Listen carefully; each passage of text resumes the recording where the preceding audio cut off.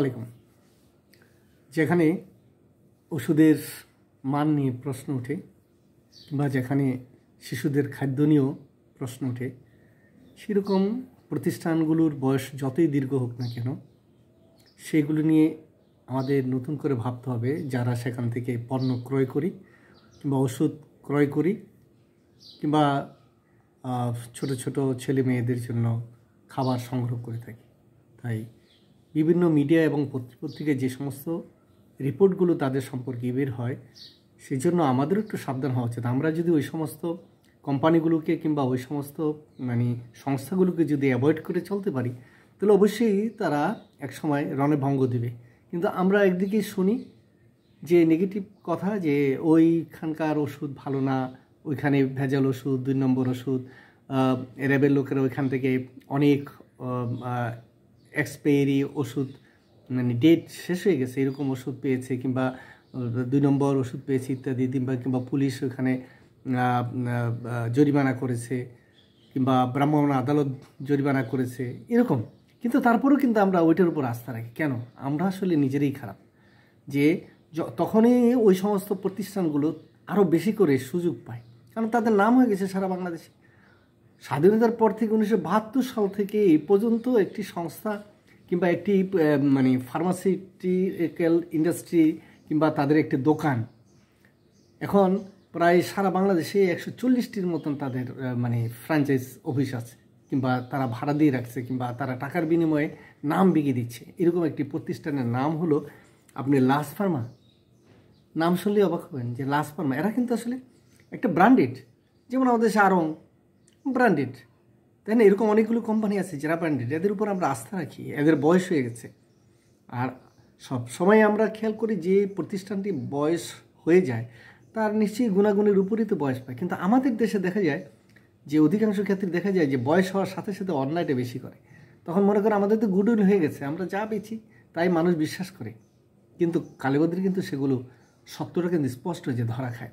এই যে যেমন যে সাংবাদিক এবং লেখক ইশতিয়াক আহমেদ, তার বাচ্চার জন্য এই মগবাজারের যে পুলিশের যে একটা থাকে, যে পুনাক সেন্টার শাখা থেকে সে তার ছেলের জন্য, সন্তানের জন্য একটা প্রিঙ্গেলস, এটা হলো চিপ জাতীয় একটি জিনিস, 120 টাকা, ওই টিনের কোটে ছোটোর মধ্যে মনে হয়, সেটা সে কিনে নিয়েছে, বাসায় নিয়েছে। সেদিন হয়তো রাত্রে বাচ্চা খায়নি, পরের দিন তিনি আবার বাসায় এসে দেখলেন যে খেয়েছে, কিন্তু ছেলে খাওয়ার পরে দেখে যে ছেলে প্রায় 1 ঘন্টা যাবৎ কিছু খেতে পারে না। তো ছেলের মাও খেয়েছে, তার অবস্থা নাকি আরও খারাপ। তো তিনি ভাবলেন যে কী ব্যাপারটা দেখি। তো ওইখান থেকে একটু তিনি 1-2 পিস হয়তো মুখে দিয়েছেন, দেখেন যে ভীষণ গন্ধ, বমি আসছে। তখন তিনি ওই পত্রিকার সাংবাদিককে হয়তো যোগাযোগ করেছেন, অথবা তিনি লিখেছেন যে মনে হচ্ছে যে একটা বিষের কৌটো আমি এই টাকা দিয়ে কিনেছি। এ কি ভাবা যায় যে ওই বাচ্চাটা যদি আরও বড় কিছু হয়ে যেত, ওই বাচ্চাটার এটার জন্য পৃথিবী মায়া তাকে ত্যাগ করতে হতো, ওই মাটার যদি আরও ভয়ানক কিছু হতো, কিন্তু বাপটা যে চেষ্টা করলো তারও যদি আরও কিছু হতো। একটু ভাবা যায় যে একটি সুসভ্য দেশে 1972 সাল থেকে এ পর্যন্ত যে প্রতিষ্ঠানটি, সেই প্রতিষ্ঠানে এরকম বিষযুক্ত জিনিস, যার যে পণ্যটা শিশুদের জন্য বিক্রি করা হচ্ছে, সেই পণ্যটার এরকম একটি অবস্থা, একে ভাবা যায়? আপনি একবার ভাবুন। এবং এটা কি এদের তো আমাদের বর্জন করা উচিত, যেখানেই যা হোক না কেন, এই নামে যা পাওয়া যাবে তাদেরকে আমাদের বয়কট করা উচিত, ডাক দেওয়া উচিত যে এর পণ্যই কিনা যাবে না। শুধু এইটাই না ঘটনা, এই লাস ফার্মা নিয়ে মাঝে মাঝেই কিন্তু বিভিন্ন রকমের রিপোর্ট হয়ে থাকে, আপনারা দেখবেন। কিন্তু সেগুলি কিভাবে তারা কভার করে ফেলে। কিন্তু আমরা যারা পাবলিক আছি, আমাদের কিন্তু বোঝা উচিত যে আসলে কি আমরা আর এই লাস ফার্মার মতন যারা এরকম বিতর্কিত, একবার অন্যায় করেছে, লাস ফার্মা তো বারবার অন্যায় করছে, কিন্তু এরকম একবার যারা অন্যায় করছে তাদেরকে আমাদের বয়কট করে, তাহলে হবে কি ভবিষ্যতে ব্যবসায়ীরা সচেতন হবে।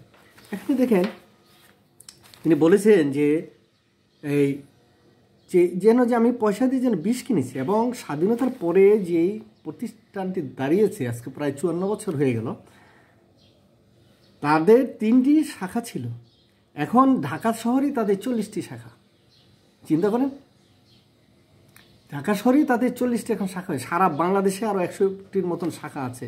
পত্রিকা উল্লেখ করেছে আমাদের সময় পত্রিকায় 6 তারিখে এই একটি রিপোর্ট করেছে যে লাস ফার্মায় পণ্য না বিষ, লাস ফার্মায় পণ্য না বিষ, আর এখানে মেডিসিন বিক্রি দেওয়ার কথা। ফার্মাতে আবার কেন আবার সেখানে বাচ্চাদের খাবার অন্যান্য আবি যাবি কিছু খেতে হবে কেন, সেখানে কিনতে হবে কেন? মানে আমাদের দেশে যখন যেটা চলে তারপরে সেখানে সুটকি পর্যন্ত বিক্রি দিবে, অর্থাৎ যা আছে সব ব্যবসা তারাই করবে, আর ছোট কোনো কোম্পানি ব্যবসা করতে পারবে না। লাস ফার্মা এটা ওষুধের জন্য বিখ্যাত, আপনার ওষুধ বিক্রি দেন, এবং ওষুধ তো মানুষ পয়সা দিয়ে কিনে লাভ তো বেস্ট করছেনই, সেখানে আবার 2 নম্বরই করার কী দরকার আছে? তাও করবে। আর সেখানে যে ওষুধটার মানে মেয়াদ উত্তীর্ণ হয়ে গেছে সেই ওষুধটাও রাখবে, কারণ সাধারণ মানুষকে ঢুকে দিচ্ছে, কারণ ওটা তো যদি সে ফেলে দেয় তাহলে তো তার অর্থনৈতিক লস হইল মনে করে, কিন্তু সেটা সে যেভাবে কাউকে না কাউকে গছাই দেবে। তাহলে ওই লোকটার জীবন কীরকম হয়, কীরকম একটা অসাধুতা ব্যবসা। এটা যারাই করুক তারা তো অপরাধ করছে, মানবিক মানে একটা বিষয় হয়ে দাঁড়িয়েছে, এবং এটা মানবতা বিরোধী অপরাধ। এদের কঠিন শাস্তি হওয়া উচিত, এবং পাবলিকই সেই শাস্তিটা দিতে পারে যদি তাদেরকে বর্জন করে। কিছু লোক আছে যে কিছু হলেই মানে অজ্ঞান হয়ে যায়, অমুক কোম্পানির এইটা, অমুক স্কুলে পড়ে, অমুক কলেজে পড়ে, আরে ব্র্যান্ড হয়ে গেছে মনে হয়। কি আমরা মূর্খের জাত, একটা মূর্খের মতো সব কিছু আচরণ করে। কিছু হইলে অমুকটা আমাদের, আরে অমুকের ব্র্যান্ড ছাড়া আমার জামা হয় না, অমুক জায়গায় না গেলে হয় না। কি যে, আরে এদেশে আমরা কারা? আমাদের 14 গোষ্ঠীর হিসাব যদি আমরা নেই, বেশি না 3 পুরুষ আগে যদি নেই, তাহলে ঢাকা শহরে অধিকাংশ মানুষই দেখা যায় ফকিন্নি থেকে আসছে, কিংবা বড় বড় যারা আজকে বড় বড় কথা বলে, রাজনীতি করে, ব্যবসা করে, সব ফকিন্নি থেকে আসছে। ইতিহাস পিছনের দিকে যদি তাকান আর কি, তো সেখানে না ওই সমস্ত লোকগুলি দেখবেন যে ওই আরও গিয়ে বাহার দেখাবে, ওইখানে লাস ফার্মাতে গিয়ে বাহার দেখাবে, ওইখানে নটরডেমের ছাত্র কিংবা ভিকারুন্নাসের ছাত্রী পড়ে। কি একটা মূর্খের দেশে আমরা বসবাস করি। কীভাবে যে এই দেশটা পরিবর্তন হবে সেটা আমরা নিজেরই ভাবি না। এত মত পথ, এত সত্যকে মিথ্যা বলে, যেটা সত্য সেটাকে মিথ্যা বলে, আবার মিথ্যাকে সত্য বানায়। এই দেশ এত বেশি আমরা মানে খারাপ হয়ে গেছে।